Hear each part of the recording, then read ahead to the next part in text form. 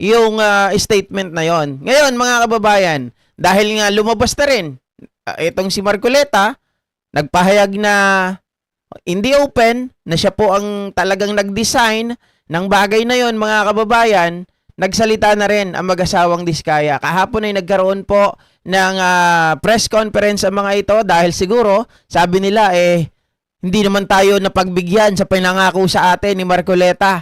So, we need to, to give everything we have. Sabi na ganoon, mga kababayan. Ibigay na natin, umamin na tayo. Ano ba ang pinagawa sa atin nito? So, sa madaling sabi, basag na sila. Basag na rin itong mga Diskaya, lalong-lalo na itong si Curly, na yung itinatanong ni Abante ni Luistro kung nagkaroon ng pag-uusap, kung merong ginawang tawag dito, mga kababayan, na mga, syempre, pag may pag-uusap, meron yung mga kondisyones. Di ba? Sabi niya ganun, wala po, kami lang mag-asawa. Di ba? Pero mga kababayan, eto na. Papakita ko po sa inyo, ito mag-asawang Diskaya, hiling nga ng Senado, focus lang sa 2022-2025, which is nabanggit din yan sa video na ipinakita natin kanina or ipinarinig. Dito mga kababayan, itong talagang ito on the record para maipakita ko lang sa inyo. Ito. Sabi ng Abante, galing sa Abante, mga kababayan, mga ka-GP. Mag-asawang Diskaya, handang isiwalat ang mga opisyal ng nagdaang admin flood control anomaly. Magsasalita na sila. Kaya antayin natin yan. Pero, meron na silang mga pauna na binabanggit, mga ka-GPnatic. Siyempre, bago tayo pumunta doon sa anomalya ng flood control ng nakaraang administrasyon, eto na. Ito ang pinakamatindi sa lahat, mga kababayan. Ayan galing din sa Abante. Para makumpleto, handa umanong isa publiko ng contractor couple na sina Sara at Curly Diskaya ang pangalan ng mga opisyal ng mga nagdaang administrasyon na sangkot umano sa anomalya sa mga flood control project. Sa isang press conference itong Miyerkules, kahapon yan, September 10, sinabi ng kanilang abogado, si Attorney Cornelio Samaniego III, ito yung nagchat-chat kay Marcoleta, nagte-text, na ang sinumpaang salaysay ng mag-asawa ay nakatuon lamang sa mga proyekto mula Hulyo 2022 pataas. Hulyo, tingnan nyo Hulyo, yung pagkaupo ni Pangulong Bongbong Marcos. Pataas dahil iyon ang panahon na ni-request ng Senado. Umamin na. Yun ang ni-request ng Senado sa kanila. Ganito yan, GP, paanong nangyari? Siyempre, over the weekend. Ako na magkukwento. Pero hindi ito, hindi ito 100% facts. Kumbaga, isasalarawan ko lang kung paano ang nangyari. Nagkaroon sila ng meeting. Kinausap sila. Mga Diskaya, ganito. Kung ayaw nyo na maasunto, kung ayaw nyo na makulong, kung ayaw nyo na kayo ang madikdik ng taong bayan, magsalita na kayo. Okay? Magsalita kayo kapalit ng Witness Protection Program. Pero, ang lagay, kailangan nyo magpangalan. Pangalanan nyo yung mga politiko. At dapat, filtered. Wala ditong 2016, 2021, wala ditong Duterte. Kailangan hindi nyo sila mapangalanan. Yun ang kwento dito, mga ka-GPnatics. Ganon ang kanilang, at syempre, wala kayong mga senador na babanggitin. Kasi kung tingnan ninyo, natatandaan nyo, nagtanong kay Jinggoy, mga kababayan, nagtanong si Jinggoy, meron bang mga senador na kasabwat dito? Wala po. Wala po, Your Honor. Ang sagot ni Marcoleta, ligtas ka na. Safe ka na. Diba? Yan ang sinabi. Sa makatawid, mga kababayan, sila, yung mga member ng Blue Ribbon Committee, ay alam na nila na may sabit na mga senador. may sabit sa kanilang mga kasamahan. At ang anong sabi ni Ping Lacson? Linisin muna natin. We should have to cleanse the Senate Blue Ribbon Committee first bago ako lubusan na magtiwala. Dahil marami doon sa paligid nila, mga kababayan, ito ay pinapatakbo. Ito ay hawak sa leeg ng mga kontraktor di umano. At ang mga kasama doon ay mga bagman. Naniningil ng lagay. Oh. So ito rin yung sinasabi ni Congresswoman Laila De Lima nung una na sinasabi ni Curly Discaya na meron pa siyang sasabihin. Tapos mga kababayan, biglang umatras na wala daw, hindi raw niya naiintindihan ang ibig sabihin ng executive session. 'Di ba? Pero nahuli na meron pa siya mga papangalanan. Kaya lang hindi niya masabi in the open. Kaya sabi ni Laila De Lima, teka lang, sa Senado, tahasan ka nagsasalita. Kung sino, yung mga pangalan, hindi ka natakot. Tapos ngayon, magdadagdag ka. Gusto mo executive session, natakot ka bigla. Oh. Mga kababayan, bakit sila lumabas? Bakit sila lumabas na ganito? Bakit ngayon nagsasalita na sila? Simple. Nabukelya yung pangako ni Marcoleta. Sabi nila, total, yung pangako ni Senador Marcoleta hindi natupad, lumabas na tayo. Ito naman kasi mga Diskaya sa totoo lang, hindi nyo ba nabantayan si Marcoleta? Nangako yan ng below 2,000. Hindi niya rin tinupad. Tapos nangako sa inyo, gusto nyo matupad? Di ba mga kababayan? Tandaan nyo, ang isang taong nangako na minsan na hindi kayang tuparin, huwag nyo nang sundan. Huwag nyo nang pagkatiwalaan. Tita Josephine, BMB Honesto Pantalla, shoutout sa iyo, boss. Ma'am Letty Vlog, shoutout, good morning. Boss Rabiong, Luz Burisima, shoutout. Diba, totoo naman, Ma'am Maria Palisok? Nangako ng below 2,000, libre sa kuryente, hindi natupad. Tapos pinangakuan kayo, Witness Protection Program. Ewan ko ba naman sa mag-asawang Diskaya na to? Huwag kayong dapat nagpapaniwala basta-basta. Kikita nyo kayo ang nalalaglag. Unang-una, ginamit lang kayo niyan. Ginamit kayo para pangalanan yung mga kongresista na sablay pa. Nandoon si Marcy Teodoro. Nasabi nyo, nangontrata sa inyo. Si Marcy Teodoro ngayon lang naging congressman. 2025. Diba? Oh. At saka, hindi mangyayari na bigyan kayo agad-agad ng Witness Protection Program. Una, hindi naman nila kaalyado si Boying. Pero kung kaalyado nila yan, DOJ nakalagay, kaalyado nila, lusot kayo. Diba? Oh, at ang akala kasi ni Marcoleta dito, na nabukelya siya, tago na lang muna natin to. Tayo lang ang nakakaalam na mga member ng committee. Ha? Tayo lang sa majority. Yung mga nasa minority, wag natin wag natin bigyan ng impormasyon. Pagkatapos ng hearing na yon, nagmamadali ni sila. Yung pala magpapalitan na ng liderato. Huli na pala yun ni Marcoleta. Nabukelya. Hindi natuloy yung kanyang pangako. Nung napalitan na siya, dali-dali sa plenaryo, nagsalita.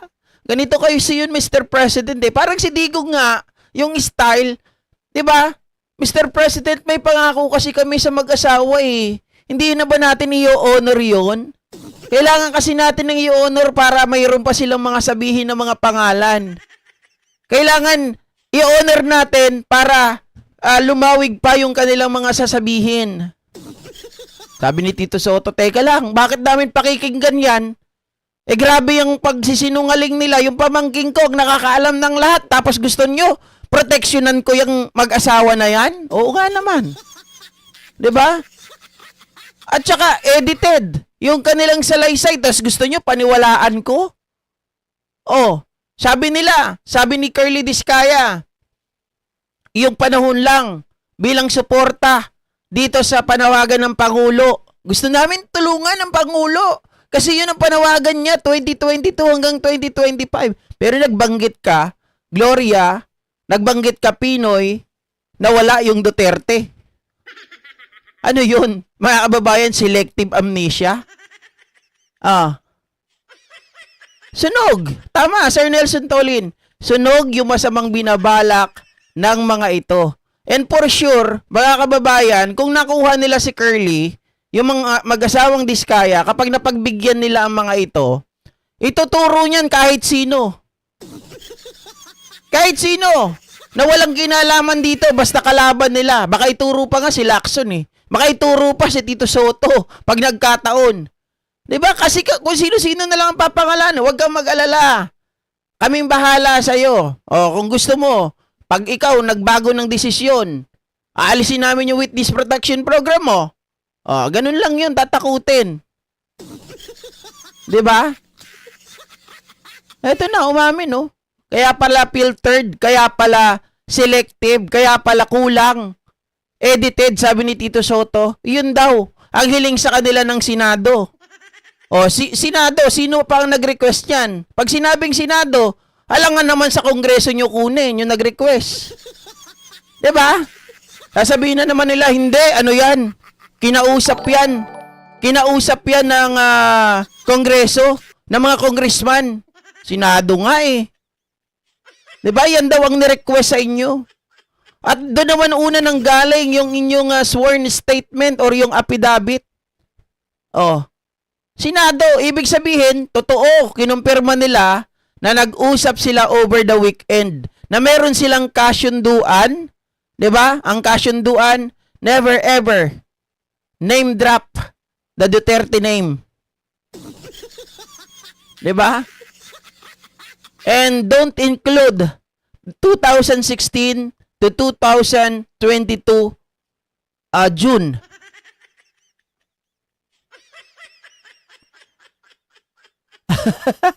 Sabi ni Ma'am Mila, mga totoong senador nag-oobserba lang sila sa mga investigasyon sa Senado at nakita nila na maraming mali, maraming takipan kaya pumanig sa tama. That is exactly correct, mga kababayan. Na talagang dito ay maraming involved. 'Di ba? Sila eh, doon sa Blue Ribbon. Sa paligid noon, sabi ni Ping Lacson, maraming basura. Marami doon. Eh parang lumalabas nga mga ka-GP sa isang vlog natin na sila po ay kontrolado ng mga kontraktor, ng mga kontratista. Dahil kung lilinisin mo ang problema ng gobyerno, dapat una mong linisin yung hanay ninyo. Nag-iimbestiga kayo pero may partisan. 'Di ba? Nandun din yung mga kasangkot kagaya ni Beng Ramos. Oh. Sabi ni Dahig, galawang DD shit talaga, akala mo sila lang ang may utak, wala naman laman, Duterte black, naging black. Parang ano lang yan, style Duterte, paano ko sasabihin na style Duterte, tama ka Dahig? Kasi ganito, di ba si Marcoleta nasunog? Bigla nagsalita, "Uy, Mr. President, kailangan natang i-honor itong pangako namin sa mga Diskaya. Otherwise, baka bumaliktad na yan." Ganon, di ba? Pangalawa, nung panahon ni Digong Duterte, mga kababayan, nung turnover kay President Bongbong Marcos, nabukelya din sila sa usapin ng West Philippine Sea dito sa Gentleman's Agreement. Sabi ng mga Duterte, ay kailangan i-honor mo kung ano na pag-usapan namin. Tanong ni President, ano ba na pag-usapan namin? Ano ba na pag-usapan ninyo? Ano ba na pagkasunduan ninyo? Wala daw. Pero, kailangan i-honor daw. Ano yun? I-honor tapos wala namang papel na ipapakita. Pero sabi ng China, may usapan na kami ng dating administrasyon. Na sila lang ang nakakaalam. Eh bakit naman i-honor ng presidente yung usapan ninyo? Eh kayo ang nag-usap. 'Di ba walang papel? So hindi 'yun hindi 'yun valid.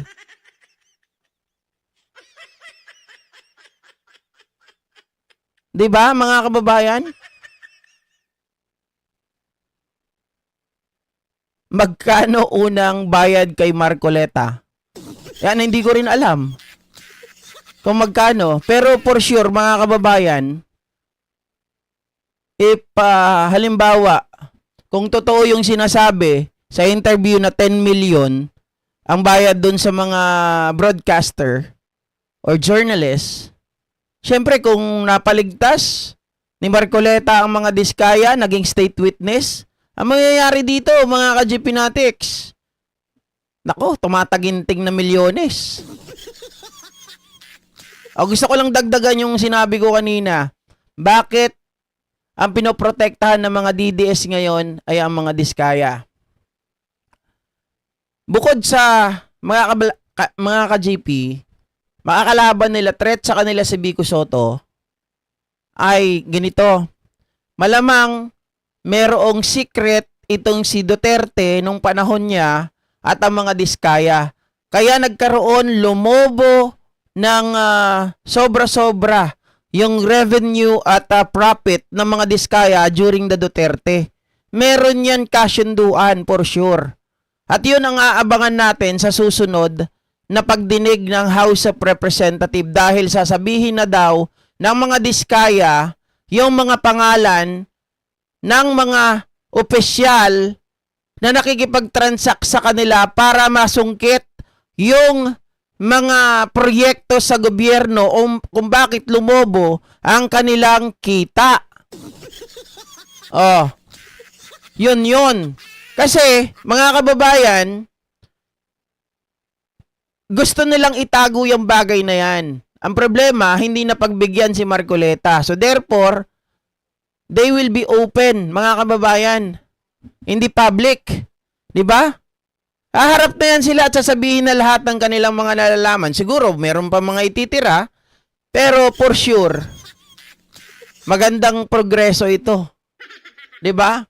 Sila na ngayon ang lalaban doon sa mga Duterte, kila Marcoleta.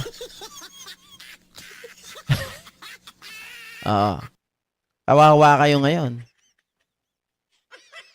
Dapat yan ang gawin ninyo, Curly. Magsalita na kayo ng tama, 'di ba? Ganun naman eh. At saka, kung maaari, bawasan nyo na yung yaman nyo.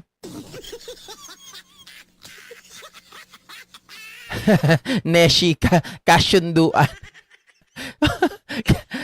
Tama, may kasyunduan yan, kaya yumaman. 'Di ba? Oh. Eto lang si Henry Alcantara, buksan nyo yun. Pirmahan niya yung waiver. Mabubukilya yung mga yan. Baka involved kasi ang mga Duterte kasi nakaside ang mga bubong kaalyado nila. Sigurado yan, Ma'am Priscilla Ramasamy. Involved ang mga Duterte dyan, kaya nga iniiwasan nila eh. Remember, ito bakit natin nasabi na involved, mga kababayan? Ang mga Duterte, nung panahon ng pandemya, kailangan natin ng gamot, 'di ba? Dahil doon sa nangyari nung pandemic. Nangihiram tayo ng pera sa ibang bansa. Bilyones. Pero, yung Duterte, sa loob ng 3 taon, may 51 billion allocation sa flood control.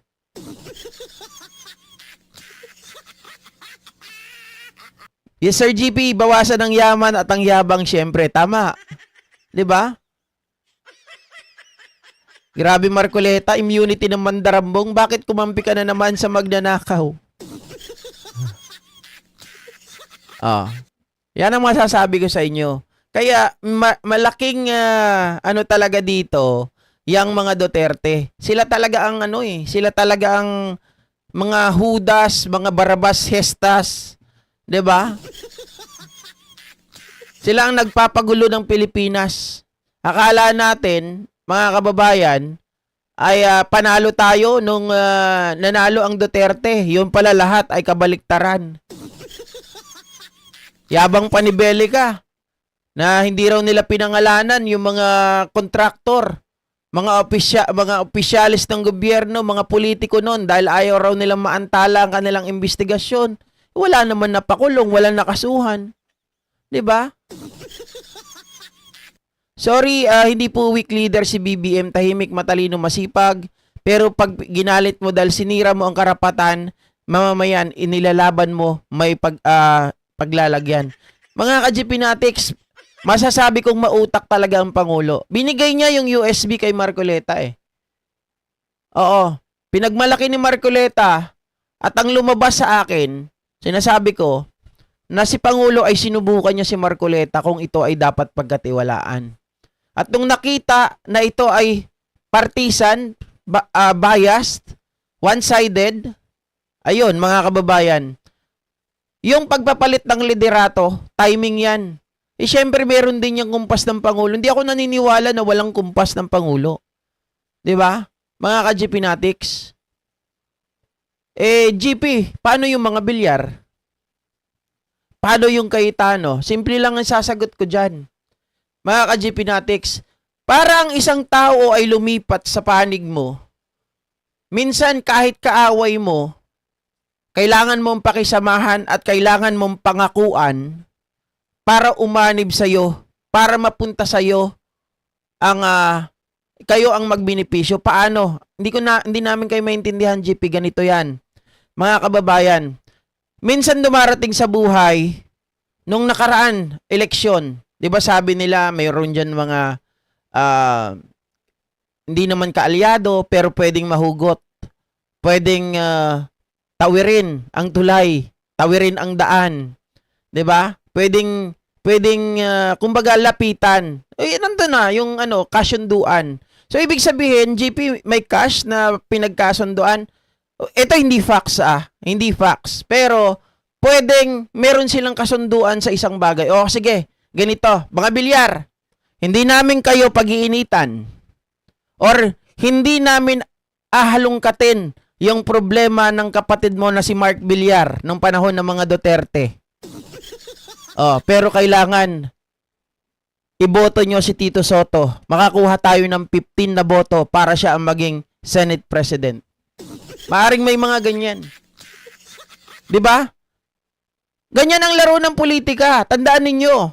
Minsan gamitin mo yung kahinaan ng kalaban, mga ka-GP Natics, para mapunta sa iyo ang pabor. 'Di ba? Ganyan naman 'yan eh. Kailangan mo minsan i-frame. O sige. Hindi namin ilalabas baho mo. Pero kailangan makuha ka na yung boto mo. 'Di ba? Naniniwala ba kayo na mayroong mga ganyan sa sa politika, mga kababayan?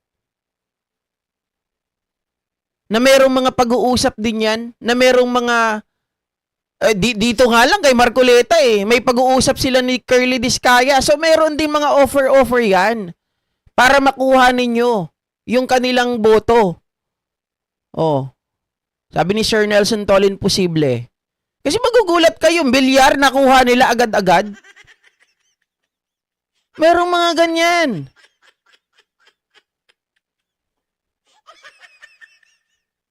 Ay pakitanggal nga itong si Master Gundam. Akala ko ba to, PWD to? Bakit nagmumura? Alam mo kaya hindi kita nilalagyan ng blue jacket, Master Gundam Kasi hindi ganyan ng PWD. Ako PWD ako pero hindi ako ganyan, boss. Hindi ako makulit. Pinaghihinalaan pa nga kita na ikaw si Argo Bingot. 'Di ba? Parang ikaw si Argo Bingot. Boss, pag ganyan ka, tatanggalin kita rito, maniwala ka. Huwag mo akong mumurahin. Boss GP, baka may sikreto si Marcoleta nakabulastugan sa panahon ni Duterte. Noong congressman pa siya, kaya salag na salag si Gong D. Remember mga kababayan, may PDAP scam issue din si Marcoleta, and that was 2016.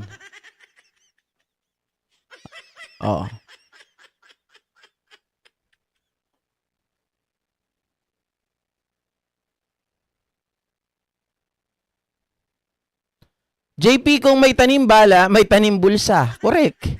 'Di ba? Dito sa mundo ng politika, mga kababayan, sometimes talagang kailangan mo maging matinik, kailangan mo maging mautak. Yung kahinaan, kabulastugan ng iba, you could use that in the future. Kapag alam mo yan na may baho, para hindi yan makapagsalita at di makapalag, kailangan mong gamitin yan. 'Di ba? Ma'am Jenny, ikaw na bahala dyan. Ikaw na bahala dyan. Anyamit tayo, nagbuya ka lang awan kasta. Haha, pa-shoutout naman JP Kabsat. Grace M. Shoutout sa'yo ha. Gracie. Hindi lang sa DPWH ang corruption, tingin sa lahat ng ahensya. Correct. Pero ito kasi yung napapanahon na pag-usapan, di ba? GP po kasi Go Philippines. Pero pag pwede rin naman na JP kasi Jorn Castillo. 'Di ba? Whatever you wanted to call me. Si Argo Bingot yan, boss. Alam ko naman kung paano mag-type eh. Si Argo Bingot yan, kaya hindi ko nilalagyan ng ng blue jacket kasi baka mamaya i-time out kayong lahat. Okay? So next topic tayo mga kababayan, at least dito umamin na Senado. Senado talaga, nilaglag na nila si Marcoleta. Na Senado ang nag-design ng kanilang affidavit. Pag-usapan naman po natin mga kababayan, itong